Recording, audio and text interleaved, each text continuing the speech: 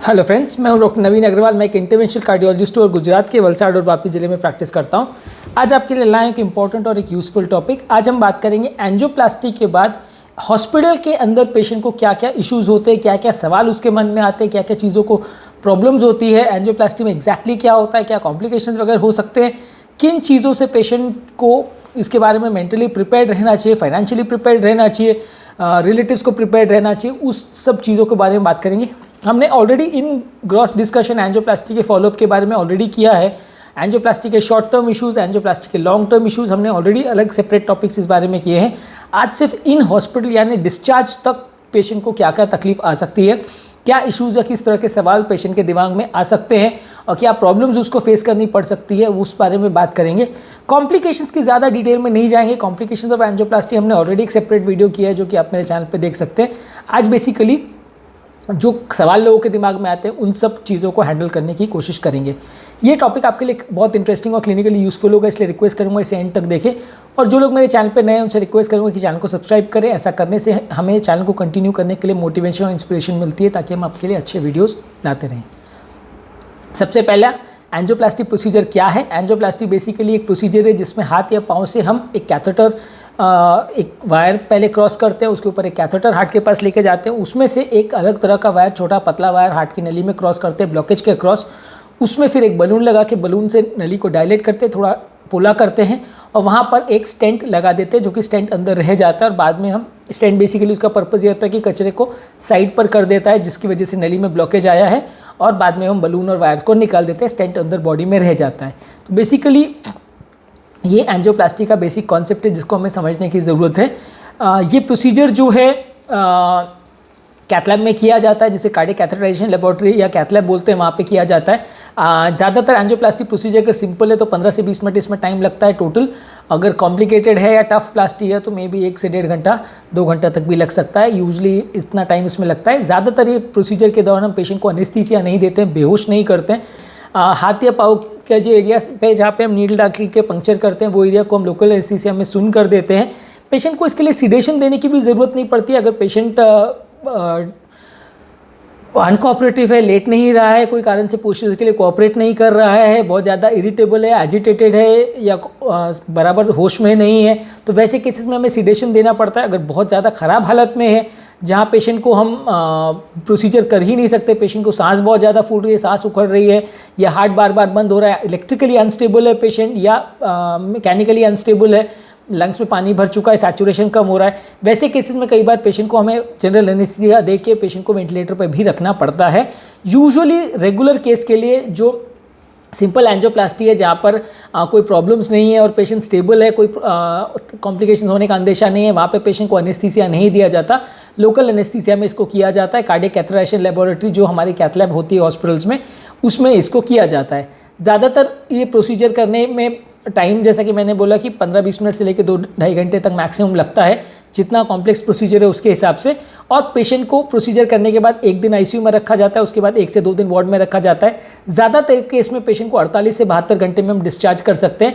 Patient को इस time तक हॉस्पिटल में रखने का रीज़न ये है कि ज़्यादातर एंजियोप्लास्टी से रिलेटेड जो भी प्रॉब्लम्स आती है, कॉम्प्लिकेशंस आती हैं, दवाओं के रिएक्शन होने का चांस, स्टेंट के बंद होने का चांस, ज़्यादातर जो भी ब्लीडिंग का चांस, प्रॉब्लम्स होने का चांस पहले 48 घंटे में सबसे ज़्यादा रहता है। इवन हार्ट अटैक से रिलेटेड या हार्ट अटैक के टाइम पे भी जब वो एंजियोप्लास्टी करते हैं या स्टेंट डालते हैं तो उस टाइम पे भी हार्ट अटैक रिलेटेड प्रॉब्लम्स भी ज़्यादातर जो भी आती है वो भी पहले 48 से 72 घंटे में ज़्यादातर आती है।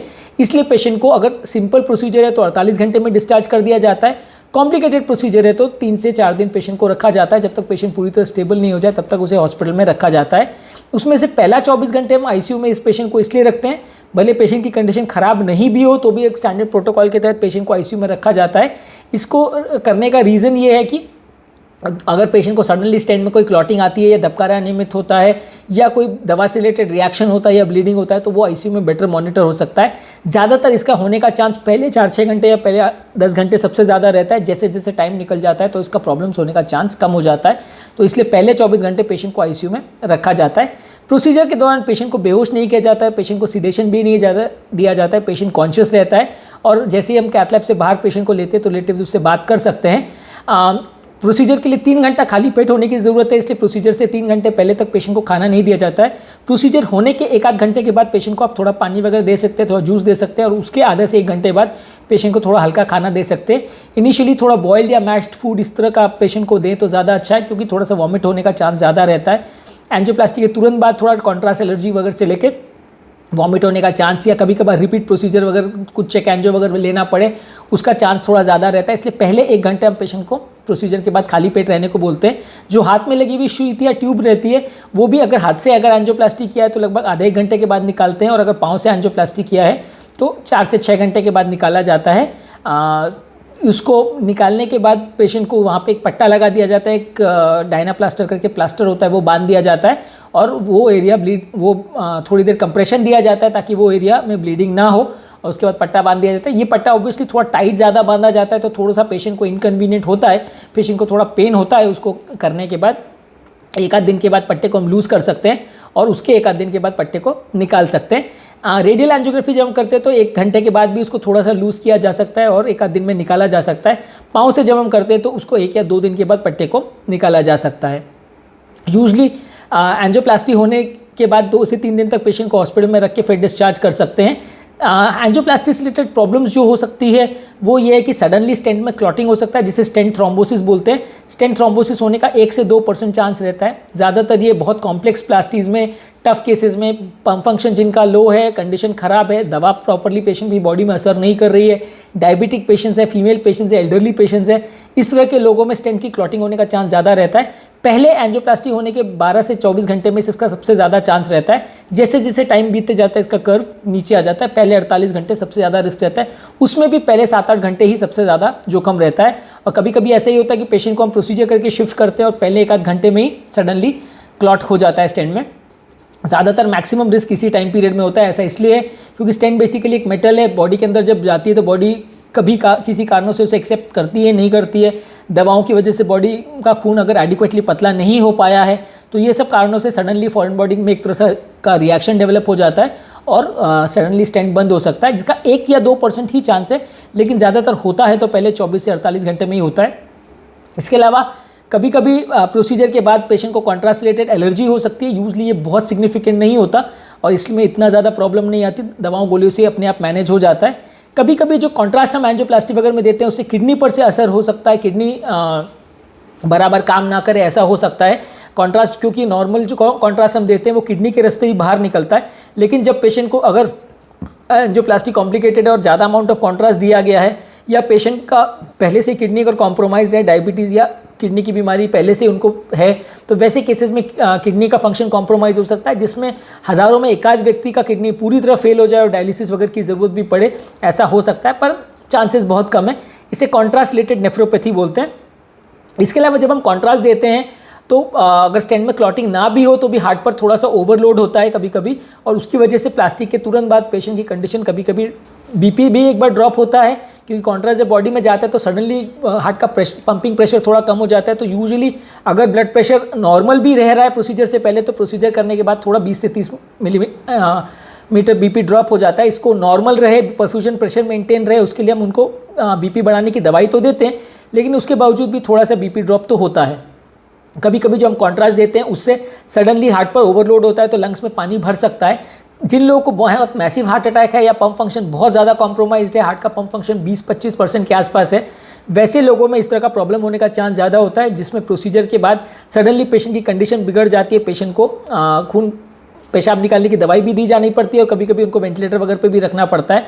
तो ये प्रॉब्लम्स होने का चांस कम है, ज़्यादा ख़राब पेशेंट्स के साथ इनका चांस ज़्यादा है, लेकिन अगर होगा तो पहले 24 से 48 घंटे में ही होगा। इसके अलावा प्रोसीजर के बाद कभी कभार जब स्ट्रेच करके हम नली में स्टेंट को लगाते हैं तो थोड़ा सा खिंचाव से रिलेटेड पेशेंट को कुछ घंटे पेन रह सकता है। ज़्यादातर इस दौरान हम रिपीट ईसीजीज करते हैं कि अगर पेशेंट को सीवियर पेन होता है और ईसीजी में चेंजेस अगर दिखने लगते हैं तो हम पेशेंट का वापस एंजियोग्राफी चेक हमें कभी कभी करना पड़ता है। पर अगर पेशेंट को कोई पेन नहीं है, माइनर सिम्टम्स वगैरह हैं और ईसीजी में चेंजेस नहीं है या बिल्कुल माइल्ड पेन है, तो एंजियोग्राफी रूटीनली चेक नहीं करते हैं। सिवियर पेन हो और ईसीजी में चेंजेस हो तो ही चेक एंजियो वापस से करने की ज़रूरत पड़ती है, या कभी कभी कोई कॉम्प्लिकेटेड प्लास्टी हो जहां हमें स्टेंट को वापस से रीऑप्टिमाइज करना हो या एक बार रीस चेक करना हो, मल्टीपल स्टेंट्स डाले हों, पहले टाइम पेशेंट की कंडीशन ख़राब थी इसलिए स्टेंट्स को बहुत अग्रेसिवली एक्सपैंड नहीं कर पाए थे, या मल्टीपल ब्लॉकेजेस थे उसमें एक दो नली को हमने किया था और एक आध नली को छोड़ दिया था, तो वैसे केस में कभी कभार सेकेंड पेशेंट को एक दो दिन के बाद वापस एंजियो के लिए लेना पड़ सकता है और कभी कभार स्टेंट्स को री एक्सपेंशन वगैरह भी किया जा सकता है। एक इंट्रावैस्कुलर अल्ट्रासाउंड गाइडेड ऑप्टिमाइजेशन भी होता है जो भी कई बार हम कभी कभार ऑन टेबल तुरंत एंजियोप्लास्टी के तुरंत ही बात कर देते हैं और कभी कभार होता है कि 1 से 2 दिन के बाद करते हैं जब पेशेंट थोड़ा स्टेबल हो जाए, कंडीशन बेटर हो जाए, उसके बाद वापस से एंजियोग्राफी करके वायर करके इंट्रावैस्कुलर अल्ट्रासाउंड या ओसीटी से स्टेंट का कंडीशन को देखते हैं। तो वहाँ पे एक्सपेंशन वगैरह अगर फिर से वापस करने की ज़रूरत है, कोई स्टेंट का सेगमेंट अगर अंडर एक्सपैंडेड वगैरह है तो वहाँ पे हम उसको फिर से री एक्सपैंड कर सकते हैं, स्टेंट की कंडीशन को थोड़ा बेटर कर सकते हैं। कभी कभी पेशेंट को हार्ट एंजियोप्लास्टी के बाद थोड़ा इन्फेक्शन वगैरह हो सकता है। ये इन्फेक्शन यूजली हार्ट में नहीं होता है, ये इन्फेक्शन ज़्यादातर ब्लड में जो कैनुला वगैरह के लाइंस वगैरह लगाते हैं या हॉस्पिटल में पेशेंट को आईसीयू वगैरह में रखते हैं तो कई बार कहीं से कंटामिनेशन होने की वजह से थोड़ा इन्फेक्शन हो सकता है। ज़्यादातर ये उतना प्रॉब्लम नहीं करता, लेकिन हाँ कभी कभी अगर इन्फेक्शन बहुत ज़्यादा ब्लड में स्प्रेड हो जाए और सेप्सिस कर दे तो स्टेंट में क्लॉटिंग होने का चांस भी बढ़ सकता है, पेशेंट का ब्लड प्रेशर भी ड्रॉप हो सकता है, पेशेंट का पंप फंक्शन भी कॉम्प्रोमाइज़ हो सकता है, जान का खतरा भी हो सकता है। तो अगर इन्फेक्शन बहुत ज़्यादा सीवियर हो तो थोड़ा जान का खतरा हो सकता है, पर अदरवाइज यूजली इतना दिक्कत नहीं करता, ज़्यादातर एंटीबायोटिक्स वगैरह से मैनेज हो जाता है।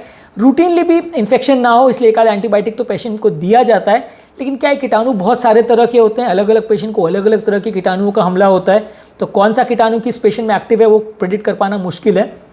तो इसलिए सब देने के बाद भी कभी कभी थोड़ा इन्फेक्शन हो सकता है जिससे पेशेंट को 1-2 दिन तक फीवर आ सकता है और पेशेंट का थोड़ा स्टे इसमें प्रोलॉन्ग हो सकता है। चांसेस 1-2% ही हैं, लेकिन कभी कभार हो सकता है। यूजली ज़्यादातर पेशेंट को 2-3 दिन में डिस्चार्ज किया जा सकता है। जो आईवेस गाइडेड ऑप्टिमाइजेशन है वो 24 से 48 घंटे के बाद किया जाता है, और अगर किसी पेशेंट में दूसरी नली का एंजियोप्लास्टी करना है तो मैं नॉर्मली प्रेफर करता हूँ कि थोड़े दिन बाद ही करें, थोड़े दिनों के बाद जब कंडीशन स्टेबल हो जाए उसके बाद ही दूसरी नली का एंजियोप्लास्टी करें। कभी कभी ये होता है कि अगर कोई कार्डियोलॉजिस्ट प्रेफर करते हैं कि 24 से 48 घंटे के बाद भी दूसरी नली का एंजियोप्लास्टी कर सकते हैं, तो वैसे केसेस में जो नली में हार्ट अटैक आया है उसको तो तुरंत ट्रीटमेंट कर दिया जाता है, जो नली में हार्ट अटैक नहीं आया है उसका ट्रीटमेंट को 24 से 48 घंटे के बाद पेशेंट को लिए किया जा सकता है और उसके 2 से 3 दिन बाद पेशेंट को डिस्चार्ज किया जा सकता है। कभी कभार पेशेंट को एंजियोप्लास्टी के बाद थोड़ा कॉन्स्टिपेशन वगैरह हो सकता है। ऐसा इसलिए होता है क्योंकि पेशेंट हॉस्पिटल के दौरान उसका डाइट वगैरह सब चेंज हो जाता है और पेशेंट हॉस्पिटल में बेड पर पड़ा रहता है, तो मूवमेंट नहीं होने की वजह से बाउल वगैरह का मूवमेंट प्रॉपरली नहीं हो पाता। जो हम चलते फिरते हैं तो थोड़ा मूवमेंट बेटर होता है, तो कॉन्स्टिपेशन कम लोगों को आभास होता है। लेकिन अगर आप बेड पे पड़े हैं तो कंपेरेटिवली जिनको पाँव से अगर एंजियोप्लास्टी किया तो वैसे लोग को कंपेरेटिवली कॉन्स्टिपेशन होने का चांस थोड़ा ज़्यादा रहता है। ये कुछ लोग को जिनको पाँव की नली से एंजियोप्लास्टी वगैरह किया वैसे लोग को पाँव की नली में क्लॉट होने का चांस भी थोड़ा ज़्यादा रहता है। हालांकि खून पतला करने वाली दवाई सबको दिया जाता है, लेकिन फिर भी लगभग 1-8% केस में कभी कभी पाँव की नली में क्लॉट हो सकता है, जिसे डीप विनस थ्रोम्बोसिस बोल सकते हैं। और इसमें ये क्लॉट अगर निकल के हार्ट की नली से लंग्स में अगर चला जाए और सडनली लंग्स की नली को चोक कर दे तो जान का खतरा भी हो सकता है। इसका चांस हज़ारों में एक आधी है, लेकिन हो सकता है। इसमें डीप विनस थ्रोम्बोसिस की वजह से अगर क्लॉट लंग्स की नली को चोक कर दे तो तात्कालिक पेशेंट की सांस फूल सकती है, सैचुरेशन डाउन हो सकता है, मृत्यु भी हो सकती है। तो ये कॉम्प्लिकेशन और है जो कभी कभी हो सकता है। जो लोग बेड पर ज़्यादा दिन तक पड़े रहते हैं एंजियोप्लास्टी के बाद या बेड रिडन रहते हैं, मूवमेंट जल्दी चालू नहीं कर पाते हैं, उसमें ये चांस ज़्यादा रहता है। इसके अलावा हॉस्पिटल में अगर किसी को सडन चेस्ट पेन वगैरह होता है और अगर स्टेंट में क्लॉटिंग होने का चांस लगता है तो वैसे केस में ईसीजी करके हम डिटेक्ट करते हैं कि कोई ब्लॉकेज वगैरह तो नहीं है। अगर ब्लॉकेज का ज़्यादा डाउट होता है तो वैसे केसेस में हमें एंजियोग्राफी करके उसे कंफर्म करना पड़ता है कि ब्लॉकेज है या नहीं, और अगर वैसा ब्लॉकेज होता है तो हमें स्टेंट को वापस से री एक्सपैंड करना पड़ता है, क्लॉट को निकालना पड़ता है, नली को वापस से खोलना पड़ता है। एक और चीज़ है कि एंजियोप्लास्टी प्रोसीजर के दौरान मृत्यु दर लगभग 1-2% रहता है। अगर कॉम्प्लिकेटेड प्रोसीजर है या हार्ट अटैक वाला पेशेंट है, कंडीशन ज़्यादा खराब है, तो मृत्यु दर ज़्यादा भी हो सकता है, 8 से 10% तक भी मृत्यु दर जा सकता है। सिंपल प्लास्टी है, सिंपल केस है, हार्ट अटैक वाला पेशेंट नहीं है तो मृत्यु दर थोड़ा कम रहता है। इलेक्टिव पेशेंट में एंजियोप्लास्टी जब हम करते हैं तो मृत्यु दर 1 से 2% रहता है। ज़्यादातर जो भी प्रॉब्लम आती है पहले 2-4 दिन में ही आती है, और अगर हार्ट अटैक वाला पेशेंट तो 8 से 10% तक डेथ का रिस्क हो सकता है। ऐसा इसलिए है क्योंकि कभी कभार स्टेंट में क्लॉटिंग हो सकती है, दवा जो हम देते हैं उससे खून पतला करने की दवा से ब्लीडिंग हो सकता है, ब्लीडिंग के अलावा कभी इन्फेक्शन हो सकता है, क्लॉटिंग हो सकता है, धबकारा अनियमित हो सकता है, हार्ट फट सकता है, हार्ट बंद हो सकता है। ये सारी प्रॉब्लम्स पहले 48 घंटे में थोड़ा ज़्यादा होने का चांस होती है। एक और प्रॉब्लम होती है कि हार्ट अटैक के बाद जब हम खून पतला करने की दवा देते हैं उससे कई बार ब्लीडिंग होती है। ब्लीडिंग खांसी उल्टी मोशन में कहीं पे भी हो सकती है, किसी की किस्मत बहुत ख़राब हो तो ब्रेन में भी हो सकती है। बाकी जगह अगर ब्लीडिंग हो तो ज़्यादातर मैनेजेबल होता है, पर अगर किसी को ब्रेन में ब्लीडिंग हो जाए तो वो थोड़ा मैनेज करना मुश्किल पड़ता है, उसमें जान का खतरा ज़्यादा होता है। अगर बहुत ज़्यादा किसी को सीवियर ब्लीडिंग है तो वहाँ पे ब्लड या खून का ट्रांसफ्यूजन देना पड़ता है, पर रूटीनली अगर माइनर ब्लीडिंग है तो ट्रांसफ्यूजन नहीं देते हैं, क्योंकि ब्लड ट्रांसफ्यूजन अगर एक्स्ट्रा किसी को दिया जाता है तो स्टेंट में क्लॉटिंग होने का चांस या ट्रांसफ्यूजन रिलेटेड प्रॉब्लम्स होने का चांस भी कई गुना बढ़ जाता है। तो वैसे केस में रूटीनली अगर थोड़ा माइनर ब्लीडिंग है तो ब्लड नहीं दिया जाता, चढ़ाया नहीं जाता ब्लड पेशेंट को। ज़्यादा ब्लीडिंग होती है तो ही हम पेशेंट को इस तरह का वो देते हैं। ज़्यादातर ये एंजियोप्लास्टी प्रोसीजर्स जो है 20-25 साल से लेकर 70-80 साल तक के पेशेंट में पॉसिबल है। जितनी उम्र बढ़ते जाती है 70-80 साल के बियॉन्ड उतना प्रॉब्लम होने का चांस भी बढ़ जाता है। जितना यंग और रिस्क फैक्टर फ्री पेशेंट है उतना एंजियोप्लास्टी में सक्सेस रेशियो अच्छा रहता है। जितना उम्र बढ़ते जाती है उतना कॉम्प्लिकेशन होने का चांस भी बढ़ जाता है, दवा का रिएक्शन होने का चांस भी बढ़ जाता है, स्टेंट में क्लॉटिंग होने का चांस भी बढ़ जाता है, कंडीशन बिगड़ने का चांस होता है ज़्यादा। 24 घंटे तक अगर पेशेंट स्टेबल रहता है आईसीयू में तो फिर उसे हम वार्ड में शिफ्ट कर देते हैं और 1 से 2 दिन वार्ड में रख के उसके बाद उसे डिस्चार्ज कर देते हैं। 10 दिन के बाद पहला फॉलोअप रहता है। फॉलोअप से रिलेटेड इश्यूज़ और शॉर्ट टर्म फॉलोअप से रिलेटेड मैंने सेपरेटेड टॉपिक किया जो कि आप मेरे चैनल पर देख सकते हैं। उसमें डिस्चार्ज के बाद क्या क्या प्रॉब्लम्स आती हैं और दवाइयों से रिलेटेड क्या इश्यूज़ रहते हैं वो हमने डिस्कस किया है। डिस्चार्ज के टाइम पेशेंट को हम जो दवाइयाँ उसको लेनी है और कौन सी दवाइयाँ कंटिन्यू करनी है उसका डिस्चार्ज कार्ड में हम प्रिंट करके उनको देते हैं, जो उन्हें फॉलो करना रहता है। और जो इंस्ट्रक्शंस वगैरह हैं वो भी हम उन्हें देते हैं। इस इंस्ट्रक्शन में बेसिकली आपको डिस्चार्ज के बाद अगले दिन से आप चलना फिरना थोड़ा चालू कर सकते हैं। इनिशियली थोड़ा धीरे चलने का रहता है, फिर थोड़ा फास्ट चल सकते हैं। पानी ज़्यादा पीना होता है क्योंकि जो एक्स्ट्रा कॉन्ट्रास्ट है उसको किडनी द्वारा फ्लश आउट करना है, तो पानी ज़्यादा पीना है। और अगर कोई प्रॉब्लम हो या पहले से किसी का पैरामीटर्स वगैरह खराब हो या किसी को फीवर वगैरह आए तो हॉस्पिटल में तुरंत आना है। ज़्यादातर स्टेंट में क्लॉटिंग या जो भी प्रॉब्लम होती है पहले 5-10 दिन में ज़्यादा होती है, तो वैसे केस में आपको ओपीडी में नहीं जाना है, तुरंत हॉस्पिटल में ही आना है और जो भी इमरजेंसी हो तो तुरंत एक बार ईसीजी करके उसको मैनेज किया जाएगा। इस टॉपिक का बेसिक पर्पज़ ये था कि एंजियोप्लास्टी के बाद इन हॉस्पिटल पेशेंट्स को क्या क्या तरह की प्रॉब्लम आती है उसका एक जनरल समरी जिस्ट मैंने आपको प्रेजेंट किया, ताकि आपको एक जनरल आइडिया हो जाए कि क्या क्या तरह के प्रॉब्लम्स पेशेंट को आ सकते हैं और उनको कैसे मैनेज किया जाता है और क्या इश्यूज़ होते हैं इन लोगों के दिमाग में। आई होप कि कॉन्सेप्ट आपको क्लियर हो गया होगा। अगर फिर भी कोई आपकी डाउट्स, क्वेरीज या सजेशंस है तो नीचे कमेंट बॉक्स में उनके बारे में हमें बता सकते हैं। हमारे चैनल का बेसिक पर्पज़ ये है कि हार्ट और हेल्थ से रिलेटेड साइंटिफिकली करेक्ट इन्फॉर्मेशन हम आपके लिए इजीली अवेलेबल करते हैं, ताकि इस तरह के कंटेंट के लिए आपको जगह जगह भटकना नहीं पड़े, आपको डॉक्टर्स और फ्रेंड्स और रिलेटिव्स पर डिपेंडेंट ना होना पड़े। डॉक्टर्स कई बार टाइम कंस्ट्रेंट की वजह से सारी चीज़ें नहीं बता पाते हैं और फ्रेंड्स और रिलेटिव से मिली हुई इन्फॉर्मेशन कई बार आधी सही आधी गलत होती है, जिसको फॉलो करने से कई बार फ़ायदा होने के बदले नुकसान हो जाता है। हम चाहते हैं कि इस तरह का कंटेंट आपके लिए इजीली अवेलेबल रहे, ताकि आप अपने पेशेंट्स को बेटर मैनेज कर सकें, उनकी बीमारी को समझ सकें, डॉक्टर के साथ बेटर डिस्कस कर सकें और उनको बेटर केयर दे सकें। यदि आपको हमारे चैनल का कॉन्सेप्ट अच्छा लगता है तो वीडियोज़ को लाइक कीजिए, चैनल को सब्सक्राइब कीजिए। यदि आपको लगता है कि कंटेंट आपके फ्रेंड्स और रिलेटिव्स के लिए यूज़फुल है तो लिंक को उनके साथ शेयर कीजिए। और यदि आपको लगता है कि फ्यूचर में इस तरह की वीडियोज़ हमें और बनाने चाहिए किसी और टॉपिक्स पर या आपकी कोई सजेशन है तो नीचे कमेंट बॉक्स में उनके बारे में लिख के हमें बताइए, ताकि हम फ्यूचर में उनको इनकॉर्पोरेट कर सकें। अंत में मैं डॉक्टर नवीन अग्रवाल तहे दिल से आपका शुक्रिया अदा करूँगा कि आपने मेरे टॉपिक को पूरा देखा और होपफुली जो मेरा मैसेज था वो आपको क्लियर हो गया होगा। फिर भी अगर कोई क्वेश्चन या क्वेरीज हैं तो आप नीचे कमेंट बॉक्स में लिख के हमें पूछ सकते हैं। और जो लोग मेरे चैनल पे नए हैं उनसे रिक्वेस्ट करेंगे कि चैनल को सब्सक्राइब करें। ऐसा करने से हमें चैनल को कंटिन्यू करने के लिए मोटिवेशन और इंस्पिरेशन मिलती रहेगी, ताकि हम आपके लिए अच्छे वीडियोज़ लाते रहें। Thank you.